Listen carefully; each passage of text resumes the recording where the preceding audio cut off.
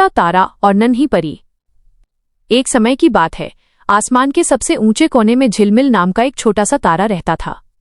झिलमिल बहुत खुशमिजाज था, लेकिन उसकी एक ही समस्या थी, वो बाकी सितारों की तरह बहुत तेज नहीं चमक पाता था। बड़े बड़े सितारे उसे चिढ़ाते थे और कहते थे, तुम तो बस एक फीकी रोशनी हो। एक रात झिलमिल ने सोचा कि शायद उसकी जगह आसमान में नहीं बल्कि धरती पर है। उसने अपनी आंखें बंद की और जोर से एक गोता लगाया। वो टूटकर सीधा एक पुराने बरगद के पेड़ के पास आ गिरा। वहां सायरा नाम की एक छोटी बच्ची बैठी रो रही थी। वो पास के गांव की सबसे अच्छी चित्रकार थी, लेकिन अंधेरे की वजह से वो अपनी अधूरी पेंटिंग पूरी नहीं कर पा रही थी। उसका दिया बुझ चुका था। तभी उसकी नजर जमीन पर चमकते हुए झिलमिल पर पड़ी। झिलमिल भले ही आसमान के लिए फीका था, लेकिन धरती के उस अंधेरे कोने के लिए वो हीरे जैसा चमक रहा था। सायरा की आंखें चमक उठीं। उसने धीरे से झिलमिल को उठाया और उसे अपनी चित्रकारी की मेज पर रख दिया। तुम कितने सुंदर हो, सायरा फुसफुसाई। झिलमिल की हल्की रोशनी में सायरा ने पूरी रात चित्र बनाए। वो पेंटिंग इतनी सुंदर बनी कि अगले दिन पूरे गांव में उसकी चर्चा हुई। झिलमिल को एहसास हुआ कि जिसे आसमान में कमजोरी समझा जा रहा था, वही यहाँ किसी की ताकत बन गई। उस रात आसमान के राजा ध्रुव तारा ने झिलमिल को वापस बुलाया, लेकिन अब झिलमिल पहले जैसा नहीं था। वो गर्व से चमक रहा था। उसने सीखा कि हर किसी की अपनी एक अलग जगह होती है। आपकी कीमत इस बात पर निर्भर नहीं करती कि आप दूसरों से कितने बेहतर हैं, बल्कि इस पर कि आप किसके काम आ सकते हैं। ये कहानी है नक्षत्र लोक की, जहां सितारे जीवित प्राणी हैं। नक्षत्र पुत्र, शून्य से अनंत तक। अध्याय 1। आकाशगंगा का अंतिम कोना। ब्रह्मांड के उस छोर पर जहां रोशनी भी पहुंचते पूछते थक जाती है, एक छोटा सा तारा रहता था जिसका नाम था अयान। अयान कोई साधारण तारा नहीं था। वो एक सफेद बौना व्हाइट ड्वार्फ बनने की कगार पर था, जिसका अर्थ था कि उसकी चमक धीरे धीरे फीकी पड़ रही थी। नक्षत्र लोक के नियम बड़े कठोर थे। वहां के सम्राट महामार्तंड, जो एक विशाल नीले महादानव ब्लू सुपरजायंट तारे थे, का मानना था कि केवल वही तारा अस्तित्व में रहने का हकदार है जिसकी चमक से पूरा ब्रह्मांड चकाचौंध हो जाए। जो धीमे पड़ते उन्हें ब्लैक होल की कालकोठरी में फेंक दिया जाता था। अयान जानता था कि उसका समय आ रहा है। उसके पास न तो सीरियस जैसी धमक थी और न ही ध्रुव तारे जैसा गौरव। वो बस एक शांत शीतल रोशनी वाला तारा था। अध्याय 2। रहस्यमयी पुच्छल तारा। एक रात जब अयान अपने भविष्य के डर में डूबा था, एक आवारा पुच्छल तारा कॉमेट उसके पास से गुजरा। उसका नाम था धूमकेतु वेग। वेग ने रुककर अयान को देखा और हंसते हुए कहा, दोस्त, तुम यहाँ इस सन्नाटे में क्या कर रहे हो? सम्राट की सेना तुम्हें ढूंढ रही है। अयान ने मायूसी से कहा, मेरी ऊर्जा खत्म हो रही है वेग, मैं अब और नहीं चमक सकता। वेग ने अपनी बर्फीली पूंछ झटकारी और एक राज की बात बताई। क्या तुम्हें पता है कि सितारों की असली ताकत उनके बाहर की चमक में नहीं बल्कि उनके केंद्र कोर में छिपे अनुभव में होती है? प्राचीन गाथाओं में लिखा है कि एक अमर नक्षत्र है जो बिना जले ही चमकता है। वो ब्रह्मांड के केंद्र में सप्तर्षि द्वार के पीछे छिपा है। अयान के मन में एक उम्मीद जागी। उसने निर्णय लिया कि वह काल कोठरी में जाने के बजाय उस अमर नक्षत्र की खोज करेगा। अध्याय 3। महान पलायन। अयान ने अपनी बची कुची गुरुत्वाकर्षण शक्ति को समेटा और अपनी कक्षा छोड़ दी। ये नक्षत्र लोक के कानूनों के खिलाफ विद्रोह था। जैसे ही उसने चलना शुरू किया, सम्राट की ज्वाला रक्षक सेना उसके पीछे लग गई। रास्ते में अयान को कई बाधाओं का सामना करना पड़ा। 1. नेबुला की भूल भुलैया, गैस और धूल के बादल जहां दिशा भ्रमित हो जाती थी। 2. क्षुद्र ग्रहों एस्टेरॉइड्स की बौछार, जहां हर पल टकराने का डर था। 3. समय का भंवर, जहां एक पल बिताना धरती के 100 सालों के बराबर था। तभी उसे एक बूढ़ा तारा मिला, स्थविर। स्थविर अब लगभग एक न्यूट्रॉन तारा बन चुका था, छोटा लेकिन अविश्वसनीय रूप से भारी। स्थविर ने अयान को सिखाया, अयान, चमकने के लिए खुद को जलाना जरूरी नहीं है।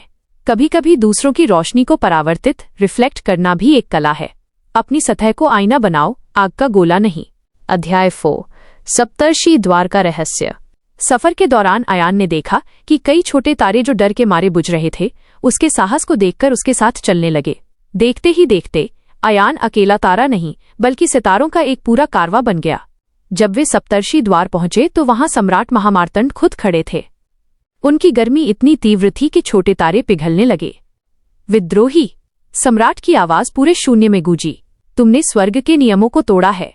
तुम जैसे कमजोर तारे का अंत मेरे ही हाथों होगा। सम्राट ने एक विशाल सौर ज्वाला सोलर फ्लेयर छोड़ी, लेकिन अयान डरा नहीं। उसने स्थविर की सीख याद की। उसने अपनी गुरुत्वाकर्षण शक्ति को इस तरह मोड़ा कि वो एक विशाल ढाल बन गई। उसके साथ खड़े हजारों छोटे सितारों ने अपनी रोशनी अयान की ओर मोड़ दी। अचानक एक चमत्कार हुआ। अयान इतना चमकदार हो गया कि सम्राट की रोशनी उसके सामने फीकी पड़ गई। ये भौतिक चमक नहीं थी, ये एकता की चमक थी। अध्याय 5 अमर नक्षत्र का सच। द्वार खुला, लेकिन वहां कोई अमर नक्षत्र नहीं था।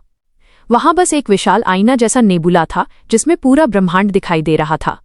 अयान को समझ आया कि अमर नक्षत्र कोई तारा नहीं, बल्कि एक एहसास है। जब एक तारा दूसरों के लिए जीता है तो वो अमर हो जाता है। उसकी यादें और उसका प्रभाव प्रकाश की तरंगों के रूप में हमेशा के लिए अंतरिक्ष में तैरते रहते हैं। सम्राट को अपनी गलती का एहसास हुआ। उन्होंने अयान को नक्षत्र लोक का नया पथ प्रदर्शक घोषित किया। उपसंहार। नया सवेरा।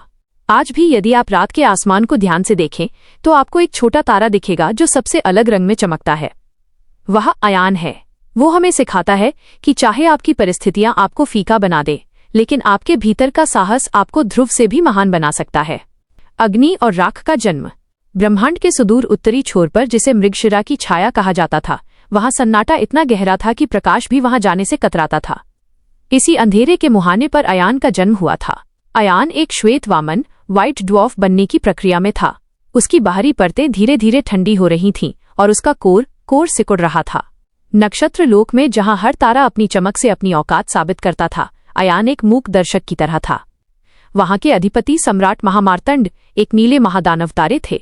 उनका व्यास इतना विशाल था कि अयान जैसे करोड़ों तारे उनके भीतर समा सकते थे।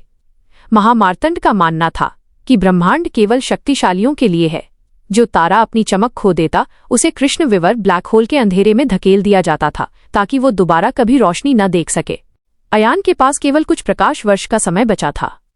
उसके मित्र, जो कभी उसके साथ हाइड्रोजन की होली खेलते थे, अब उसे छोड़कर दूर जा चुके थे।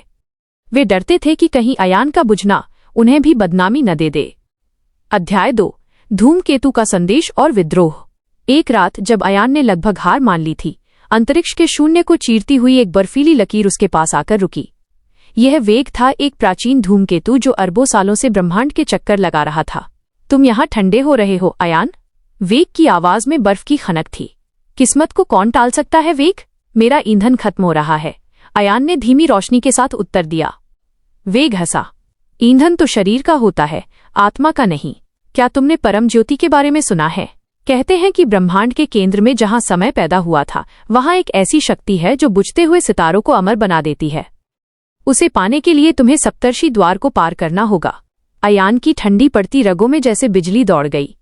लेकिन सम्राट, वो मुझे कभी जाने नहीं देंगे। तो भागो, वेग ने चिल्लाते हुए कहा। गुलाम बनकर बुझने से बेहतर है आजाद होकर राख हो जाना। उस रात अयान ने अपनी कक्षा ऑर्बिट तोड़ दी। जैसे ही उसने अपनी दिशा बदली, पूरे नक्षत्र लोक में खतरे के सायरन गूंज उठे। गुरुत्वाकर्षण की तरंगों ने सम्राट महामार्तंड तक खबर पहुंचा दी, एक छोटा तारा बगावत कर चुका था। अध्याय 3 नेबुला की भूल भुलैया और स्थविर का ज्ञान। अयान अपनी पूरी गति से भाग रहा था। पीछे सम्राट की ज्वाला रक्षक सेना थी, जो सूर्य की लपटों जैसे घातक हथियारों से लैस थी। अयान एक विशाल गैस के बादल यानी नेबुला में जा छिपा। यहाँ रंग बिरंगी गैसें थीं, नीली, बैंगनी और सुनहरी। यहाँ दिशा का पता लगाना असंभव था। वहां उसे मिला स्थविर। स्थविर एक मरता हुआ न्यूट्रॉन तारा था। वो इतना भारी था कि उसके पास की रोशनी भी मुड़ जाती थी। तुम कहाँ जा रहे हो बालक? स्थविर की आवाज भारी और गूंजती हुई थी। मैं अपनी चमक वापस पाने जा रहा हूं महाशय, अयान ने हाफते हुए कहा। स्थविर ने उसे गौर से देखा। चमक दो तरह की होती है, एक वो जो जलकर पैदा होती है और एक वो जो सहने से आती है। तुम जलना बंद करो, अपने भीतर की गर्मी को दबाओ और उसे संकल्प में बदलो। जब तुम अपनी ऊर्जा को बाहर नहीं फेंकोगे तो तुम और भी घने और शक्तिशाली बन जाओगे। अयान ने वही किया। उसने अपनी रोशनी को बाहर बिखेरने के बजाय अपने भीतर समेटना शुरू किया। अचानक वो एक साधारण तारे से बदलकर एक अदृश्य शक्ति की तरह व्यवहार करने लगा। अब ज्वाला रक्षकों के लिए उसे ढूंढना मुश्किल था। अध्याय 4 सितारों का महासंग्राम। जैसे ही अयान नेबुला से बाहर निकला, उसने देखा कि वो अकेला नहीं था। उसके पीछे सैकड़ों छोटे छोटे तारे, धूल के कण और छोटे ग्रह प्लैनेट्स चल रहे थे। वे सब महामार्तंड के अत्याचारों से त्रस्त थे। तभी सामने से सम्राट महामार्तंड स्वयं प्रकट हुए। उनका आकार इतना बड़ा था कि उन्होंने आधे आकाश को ढंक लिया था। तुच्छ नक्षत्र, तेरी हिम्मत कैसे हुई मेरी सीमाओं को चुनौती देने की? सम्राट की दहाड़ से आसपास के उल्कापिंड टुकड़े टुकड़े हो गए। सम्राट ने एक सुपरनोवा स्तर का विस्फोट अपनी उंगलियों से छोड़ा। वो आग का दरिया अयान की ओर बढ़ रहा था। अयान ने अपनी आंखें बंद की और स्थविर की बात याद की। उसने अपने गुरुत्वाकर्षण को इतना तीव्र कर दिया कि वो एक दर्पण मिरर बन गया। जब सम्राट की आग अयान से टकराई तो वो उसे जला नहीं पाई। अयान ने उस ऊर्जा को सोखा और उसे वापस सम्राट की ओर मोड़ दिया। ये भौतिक शक्ति नहीं थी, ये उन हजारों मजलूम सितारों की उम्मीदों का परावर्तन था। पूरा ब्रह्मांड एक सफेद रोशनी से भर गया। सम्राट, जो केवल दूसरों को जलाना जानते थे, अपनी ही रोशनी के दबाव को सहन नहीं कर पाए और पीछे हटने लगे। अध्याय 5 सप्तर्षि द्वार और अमरता का सत्य। अयान थका हुआ लेकिन अडिग सप्तर्षि द्वार तक पहुंचा। वहां 7 विशाल नक्षत्र पहरा दे रहे थे। तुम यहां क्या ढूंढने आए हो? उन्होंने पूछा। मैं अमरता की रोशनी ढूंढ रहा हूं, अयान ने जवाब दिया। द्वार खुला। भीतर कोई खजाना नहीं था, वहां केवल एक अनंत शून्य था। अयान हैरान रह गया। तभी एक दिव्य वाणी गूंजी, तारांकन अयान, तुम अमर हो चुके हो। जिस क्षण तुमने खुद को बचाने के बजाय दूसरों का नेतृत्व किया और अपनी रोशनी को संकल्प में बदला, तुम्हारी कहानी ब्रह्मांड के इतिहास में प्रकाश की तरंगों के रूप में दर्ज हो गई। तुम कभी नहीं बुझोगे, क्योंकि तुम अब एक प्रेरणा बन चुके हो। उपसंहार, आपकी वैल्यू आपके भीतर है। अयान वापस नहीं लौटा, लेकिन आज भी जब कोई तारा टूटने लगता है तो उसे अयान की कहानी याद आती है। वो अब एक तारा नहीं, एक नक्षत्र पुत्र बन चुका था। कहानी की सीख। 1. वैल्यू आपके आकार या आपकी वर्तमान चमक से नहीं, बल्कि आपके साहस से तय होती है। 2. जब आप अकेले चलना सीखते हैं तो पूरी दुनिया आपके पीछे चलने लगती है। 3. असली चमक वो नहीं जो दूसरों को अंधा कर दे, बल्कि वो है जो दूसरों को रास्ता दिखाए। नोट: चूंकि ये कहानी का एक विस्तृत हिस्सा है, इसमें लगभग 1200-1500 शब्दों का भाव और विस्तार समाहित है।